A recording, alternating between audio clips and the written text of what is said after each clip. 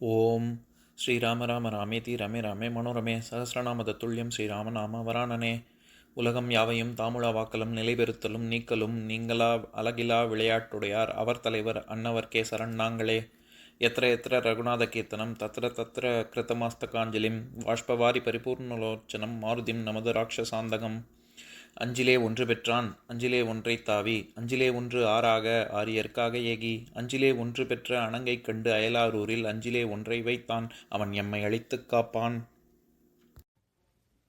இன்னைக்கு நம்ம கம்பராமாயணத்துல பாலகாண்டத்துல திருவவதார படலத்துல 31வது பாட்டு பார்க்க போறோம். மாசரு சுரர்களோடு மற்றுள்ளோர் தமையும் ஈன்ற காசிபன் அருளும் மைந்தன் விபாண்டகன் கங்கை சூடும் ஈசனும் புகழ்தற்கு ஒத்தோன் இருங்கலை பிறவும் எண்ணின் தேசுடை தந்தை ஒப்பான் திருவருள் புனைந்த மைந்தன்.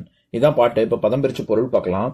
மாசரு சுரர்களோடு, மாசுன்னா குற்றம், மாசருன்னா குற்றமற்ற தேவர்களுடனே மற்றுள்ளோர் தமையும் மற்றும் உள்ள அசுரர் முதலானோரையும் ஈன்ற காசிபன் அருளும் மைந்தன் பெற்ற தந்தையான காசிபர் பெற்ற குமாரனும் கங்கை சூடும் ஈசனும் புகழ்தற்கு கங்கையாற்றை சடையில் தாங்கிய சிவபெருமானும் புகழ்ந்து கூறுவதற்கு ஒத்த பெருமையுடையவனும் இருங்களை பிறவும் எண்ணில் தேசுடை தந்தை ஒப்பான்.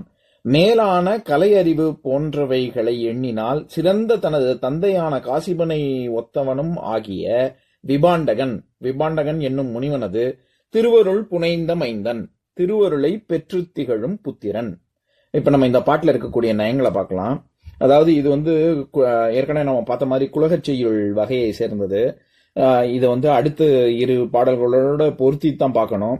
இந்த பாட்டுல கம்பர் என்ன சொல்ல வர்றாருன்னா, இது எப்பேற்பட்டவர் காஷ்யப்பர், அவருக்கு பிள்ளை விபாண்டகர் எப்பேற்பட்டவர், அவருக்கு பிள்ளையான கலைக்கோட்டு முனிவர் அந்த வம்சமே எப்பேற்பட்டது அப்படின்னு அந்த கலைக்கோட்டு முனிவரை பத்தி விளக்குற பாட்டு தான் இது. அவரை வைத்துக்கொண்டு புத்திரகாமேஷ்டி யாகம் நீ பண்ணணும் அப்படின்னு சொல்ல வராரு வசிஷ்டர்.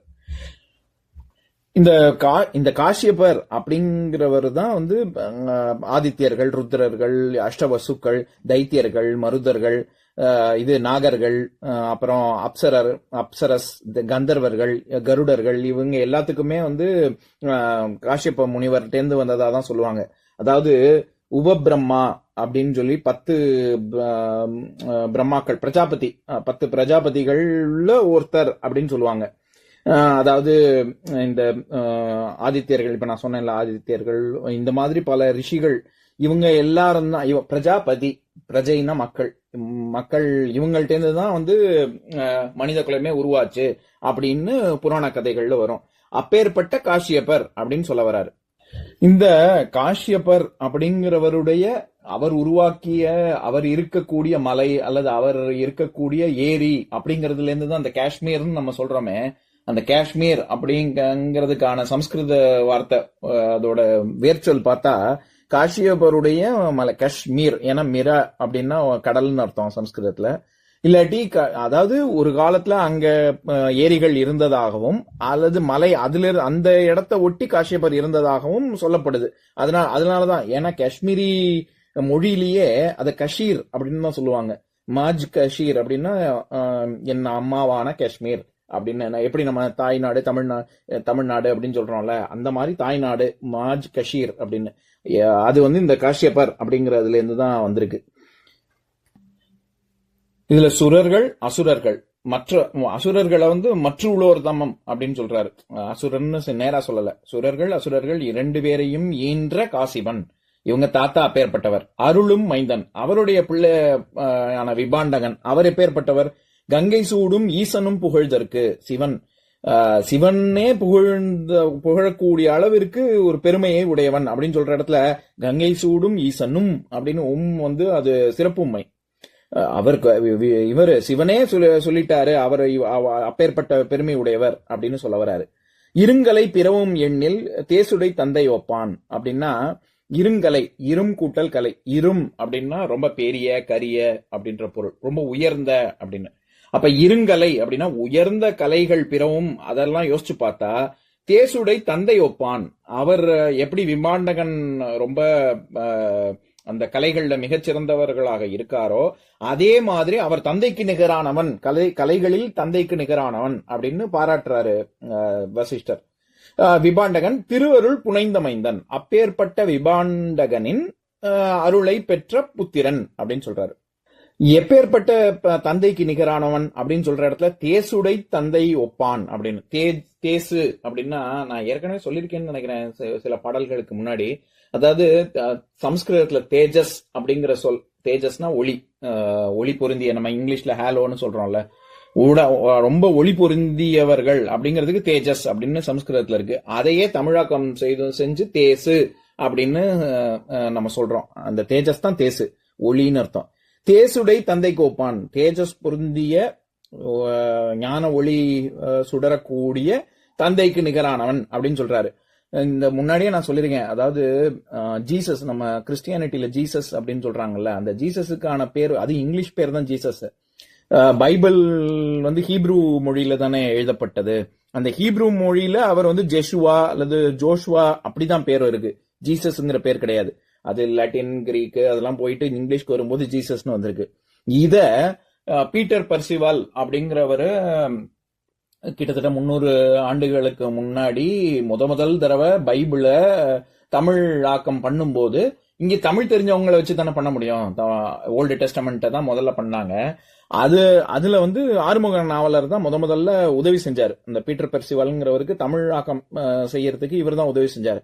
அதுல ஜீசஸ்ங்கிறதுக்கு என்ன பேர் போடுறது அப்படின்னா இயேசு அப்படின்னு போடணும், தேசு கொண்டவர் இயேசு அப்படின்னு போடணும் அப்படின்னு இயேசு அப்படின்னு நம்ம தமிழ்ல சொல்ற பேரை முதல்ல இது பைபிள் எல்லாம் அச்சுல போடுறதுக்கு இவர் ஆறுமுக நாவலர் தான் துணை இருந்தார். அதுக்கப்புறமா முற்றும் அவர்களுடைய உள்நோக்கம் புரிந்து கொண்டு அப்புறமா மிஷினரி செயல்ல இருந்து மொத்தமா விலகி அவர்களுடைய சண்டை போட்டு இந்துக்கள் அவங்களுடைய தர்மத்தை மறந்துடுவாங்க, இவங்க இந்த மாதிரி இது மதமாற்றம் பண்றாங்க அப்படின்னு சொல்லி உணர்ந்து இவர் அவங்களுக்கு எதிர்த்தே பிரிட்டிஷ்காரங்களுக்கு ஜெர்மன்ஸ், ஏன்னா முதல்ல ஜெர்மன்ஸ் தான் பைபிள பப்ளிஷ் பண்றதுக்கு முயற்சி பண்ணாங்க. இவர்கள்ட்ட இருந்து விலகி இவர் தனியா ஒரு ஸ்கூல் நடத்தி இந்த மாதிரிலாம் பண்ணாரு. எதுக்கு இதை சொல்ல வரேன், இந்த இயேசு அப்படிங்கிற சொல்லே தேசு அப்படிங்கிற சொல்லில இருந்து வேர்ச்சொல்ல இருந்து வந்ததுதான். அந்த மாதிரி தேஜஸ் உடைய தந்தைக்கு நிகரானவன் அப்படின்னு சொல்ல வர்றாரு. வால்மீகி ராமாயணத்துல இது புத்திரகாமிஷ்டி யாகம் பண்ணி வைக்கிறது ரிஷ்யஸ்ரிங்கர் அப்படிங்கிறது தான் அவருடைய பேரு. சம்ஸ்கிருதத்துல ரிஷ்யஸ்ரிங்கர், ரிஷ்யன்னா மான் அர்த்தம், ஸ்ருங்கன்னா கொம்புன்னு அர்த்தம், மான் கொம்பு.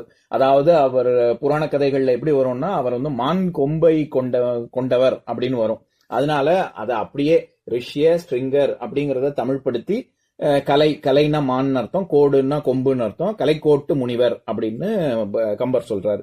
இப்ப நான் பாட்டை இன்னொரு தடவை படிக்கிறேன், கேளுங்க.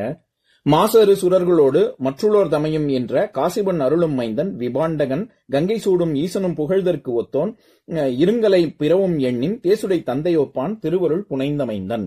இன்னொரு நாள் இன்னொரு பாட்டு பார்க்கலாம். ஓம் शान्ताकारं भुजगशयनं पद्मनाभं सुरेशं विश्वाधारं गगनसदृशं मेघवर्णं शुभाङ्गं लक्ष्मीकान्तं कमलनयनं योगिहृद्यानगम्यं वन्दे विष्णुं भवभयहरं सर्वलोकैकनाथम्. உம்பரோடு இம்பர்காரும் உலகம் ஓர் ஏழும் ஏழும் எம்பெருமான் என்று ஏத்தி இறைஞ்சி நின்று ஏவல் செய்ய தம்பியரோடும் தானும் தருமமும் தரணி காத்தான் அம்பரத்து அனந்தர் நீங்கி அயோத்தியில் வந்த வள்ளல். ஓம் பூர்ணமதః பூர்ணமிதம் பூர்ணாத் பூர்ணமுதஸ்யதே பூர்ணஸ்ய பூர்ணமாதாய பூர்ணமேவாவசிஷ்யதே. ஓம் சாந்தி சாந்தி சாந்திः. ஓம் சர்வேஷாம் ஸ்வஸ்திர்பவது சர்வேஷாம் சாந்திர்பவது சர்வேஷாம் பூர்ணம் பவது சர்வேஷாம் மங்களம் பவது. ஓம் சாந்தி சாந்தி சாந்திः. ஓம் சர்வே பவந்து சுகினः सर्वे सन्तु निरामयाः सर्वे भद्राणि पश्यन्तु मा कश्चित् दुःखभाग् भवेत्. ओम शांति शांति शांति.